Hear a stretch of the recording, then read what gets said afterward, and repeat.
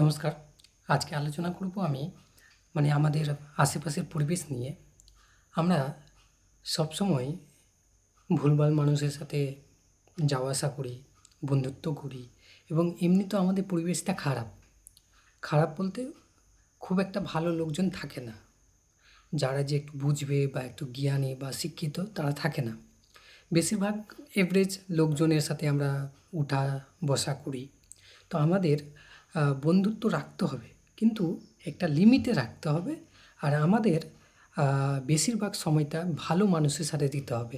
ভালো মানুষ বলতে একটা ভালো ইউটিউব ভিডিও, ভালো একটি বই বা এইগুলোর মধ্যে আমাদের বেশিরভাগ সময়টা দিতে হবে।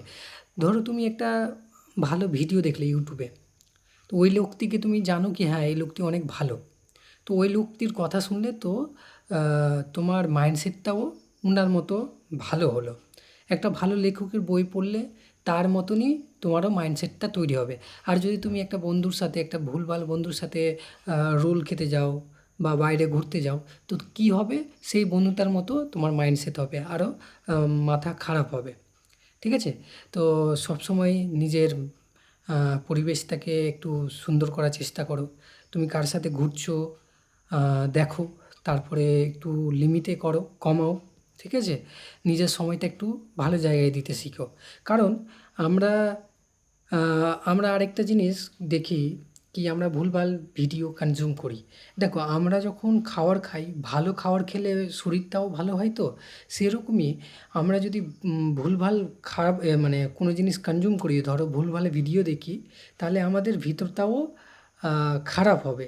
তাই জন্য ভালো জিনিস কনজিউম করতে হবে। যেমন আমরা ভালো খাবার খেলে ভালো শরীর হয়, সেরকমই ভালো জিনিস দেখলে, ভালো জিনিসের সাথে থাকলে আমাদের মাইন্ডসেটটাও ভালো থাকে, মেন্টাল একটা শান্তি থাকে। বুঝতে পারছো?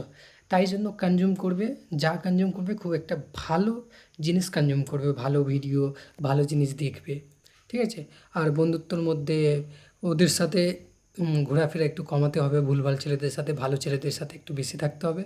আর যতটা পারবে ভালো ভালো মানুষের বই পড়ো, আর ভালো ভালো মানুষের কন্টেন্ট কনজিউম করো, ভালো জিনিস দেখো।